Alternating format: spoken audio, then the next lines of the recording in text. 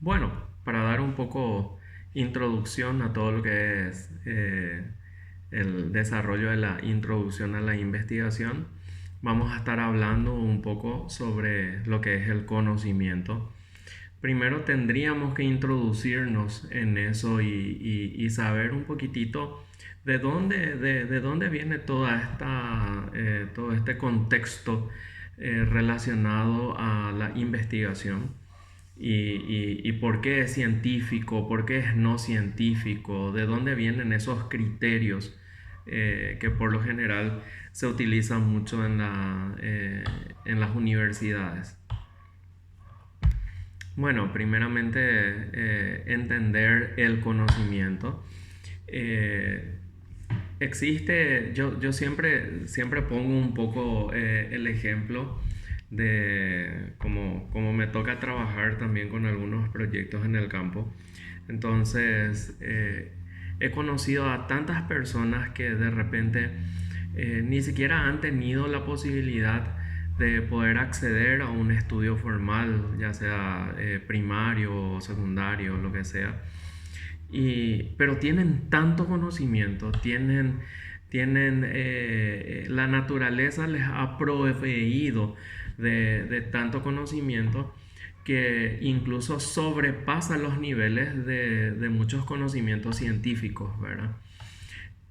Pero a ese tipo de conocimiento, para que pueda tener realmente, para que pueda ser garantido el conocimiento, tiene que llevarse a prueba, ¿verdad? Para poder decir que es un conocimiento realmente probado. De ahí es que viene de repente una conceptualización sobre lo que es el conocimiento empírico, espontáneo, y lo que es el conocimiento científico, ¿sí? Y hay realmente una diferencia entre ellos, porque el conocimiento empírico, qué es lo que hace? Hace de que los hechos, ¿verdad? Y las vivencias sean reales en base al conocimiento que, que tienen por factores culturales, por factores descriptivos, por situaciones vividas, ¿verdad? Entonces lo hace ese conocimiento es espontáneo. Ayer justamente estaba pelando mandioca, ¿verdad? Para poder hacer un asadito en la parrilla. Y le estaba diciendo a mi esposa, ¿verdad? ¿Cómo habrá sido el proceso para poder descubrir de que esa raíz de esa planta es comestible, ¿verdad? Y cuánto conocimiento natural, cuánta revelación de la naturaleza tendría que tener la persona para que pueda ser indicado de que eso es consumible, ¿verdad? Entonces, eso es el conocimiento empírico. O sea, ¿cómo sabían? Es el caso, por ejemplo, de los guaraníes o de algunas etnias, ¿verdad? De grupos indígenas, los primeros indígenas, ¿cómo sabían, por ejemplo, de que si tomás mentaí, la hoja del mentaí te reduce la alteración, o te tranquiliza, o te da sueño, o cómo ellos sabían de que podían de que podían consumir, por ejemplo, la chicha, que es el fermento de varios tipos de frutos, ¿verdad? Es un fermento natural que produce alcohol y eso se transforma en una bebida, ¿verdad? Entonces, esos son conocimientos empíricos que en estos momentos pueden llegar a ser ya probados científicamente, ¿verdad? ¿Cuál es el proceso? Si hablamos, por ejemplo, del tema del Menta-I, hay montones de estudios relacionados a lo que es específicamente las propiedades de estas hojas, de la planta, las variedades que existen, ¿verdad? Cada variedad, qué tipo de aporte es lo que proporciona. Bueno, eso ya se llevó a un nivel científico, ¿verdad? ¿Y por qué decimos que se llevó a un nivel científico? Porque existen sistemas y conceptos basados de manera generalizada en un método para poder hallar realmente una respuesta, ¿verdad? Para que nosotros podamos realmente transformar ese conocimiento empírico o esas deducciones que de repente se tienen y llevarlos a un nivel científico, entonces tienen que ser transformados. Nosotros tenemos que llegar a cuestionarnos el qué de esa situación y pasar a pruebas metodológicas, ¿sí? Y ahí se transforma en una ciencia. Ahí ese conocimiento que vos querés impartir ya toma un nivel científico, ¿verdad? Y es así como existen muchísimos filósofos, ¿verdad? Y muchísimos estudiadores de la ciencia que vinieron justamente a caracterizar ciertos procesos importantes para darle realmente el carácter científico a la investigación. Y realmente la ciencia tiene, para que yo pueda decir esto es científico, o sea, sí existen algunos parámetros que debe cumplir, sí existen algunas características principales que debe tener para que pueda ese conocimiento que anteriormente era empírico se transforme realmente en un conocimiento científico. Y vamos a estar viendo cuáles son esos conocimientos. Las principales características es que el conocimiento científico es fáctico. ¿Qué quiere decir eso? Que está basado en hechos reales y no en teorías o en ideas. No es porque a mí se me ocurre una situación de que eso ya va a ser científico. Esos son teorías que más adelante vamos a estar hablando, porque dentro del método científico es importante que se lancen teorías por parte del investigador para que esas teorías se puedan transformar en realidades científicas, ¿verdad? O sea, sí o sí se parte de un concepto, se parte de una idea, pero el conocimiento científico es fáctico, ¿sí? Que la ciencia intenta descubrir los hechos tal cual son, no por una cuestión imaginaria, ¿sí? El conocimiento trasciende los hechos en cuanto a lo científico porque descubre y produce nuevos acontecimientos y también explica nuevos acontecimientos.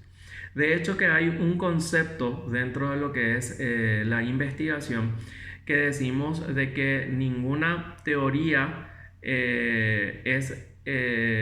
ninguna teoría deja de ser real hasta que es probado lo contrario. ¿Sí? ¿Qué quiere decir eso? De que yo hoy puedo investigar de que la manzana verde, ¿verdad? Que anda muy de moda el licuadito verde que se consume por lo general en ayunas, ¿verdad? Para poder generar anticuerpos, es antioxidante y un montón de otras cosas, ¿verdad?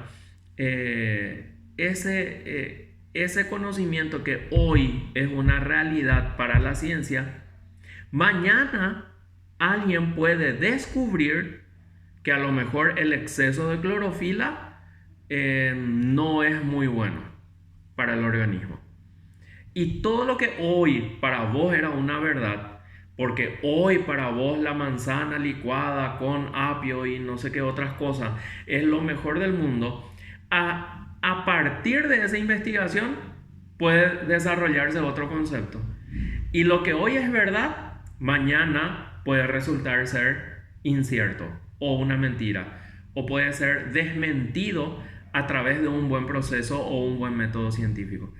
Por eso es que realmente la investigación llega a ser muy interesante, porque no me baso simplemente en la realidad de hoy, porque esa realidad de hoy puede variar y puede cambiar de acuerdo al estudio que yo pueda estar realizando, ¿verdad? Por decir, hoy en día, ¿verdad? Se descubrió que para los niños es importante el contacto con animales, ¿verdad?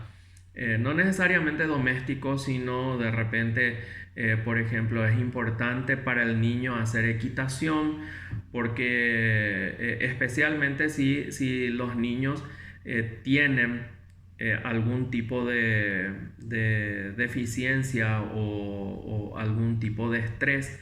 Entonces, la equitación le sirve porque el caballo, ¿verdad? Cuando relincha o cuando genera esas ondas en toda la parte epidérmica, ¿verdad? El caballo hace un y como que genera unas ondas en todo el torso y en toda la parte epidérmica, ¿verdad?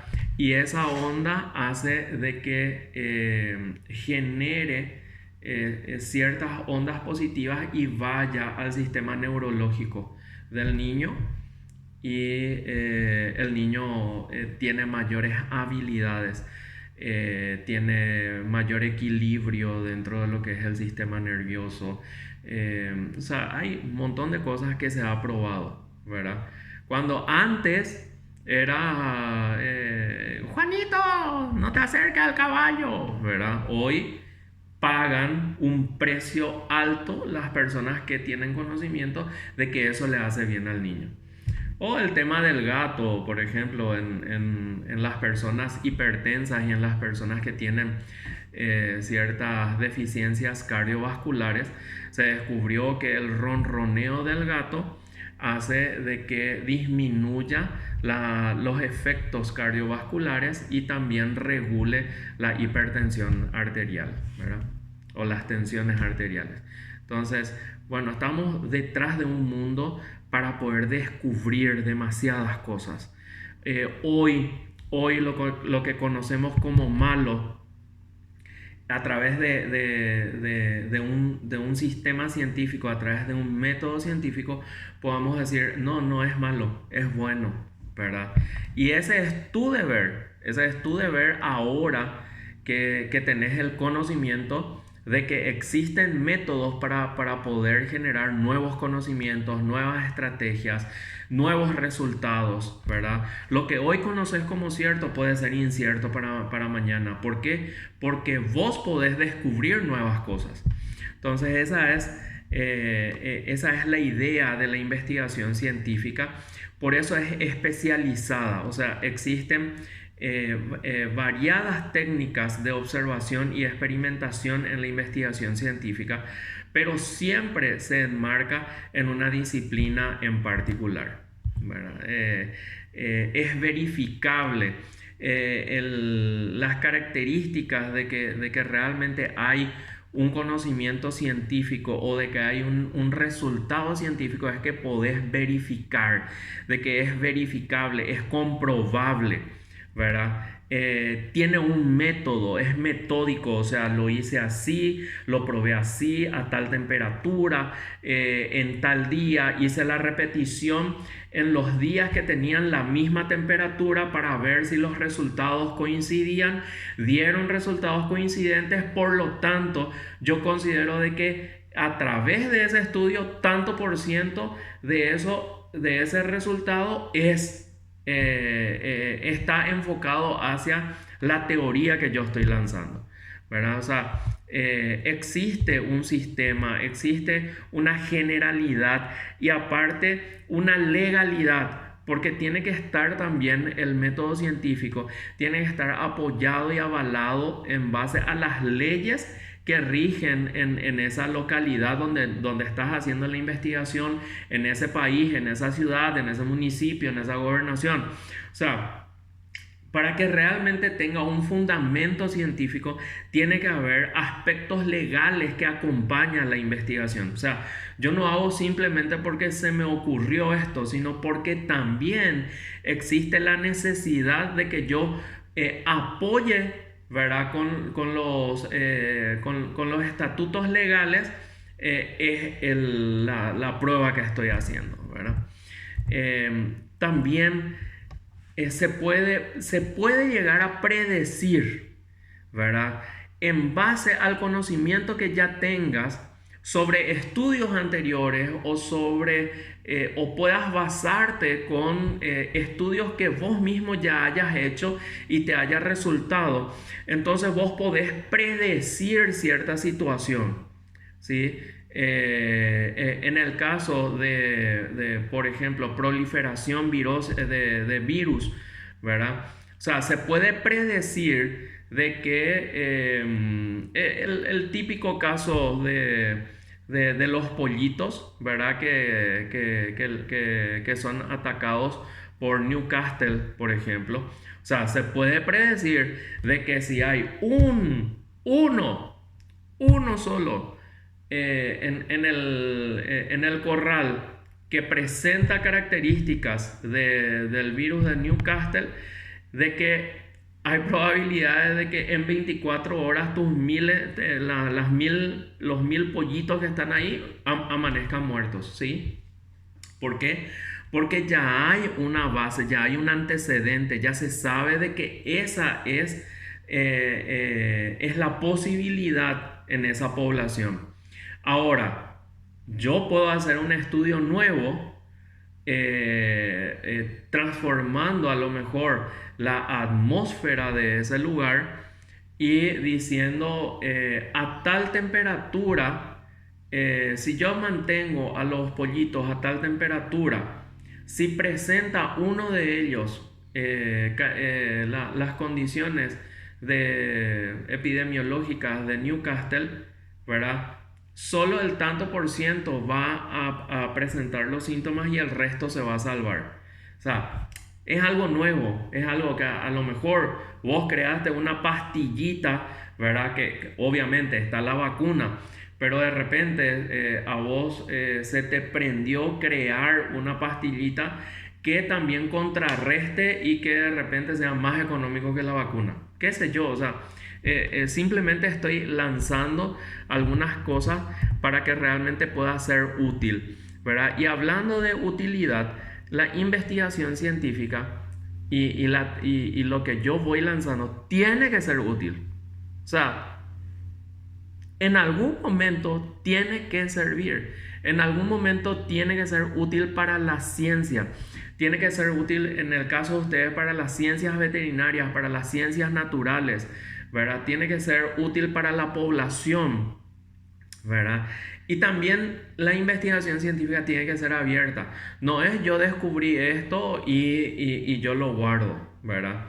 Sino que una de las características es de que ese conocimiento pueda ser expandido con profesionales para que puedan ser corregidas, reemplazadas, ¿verdad? Y que otorgue valor a la investigación.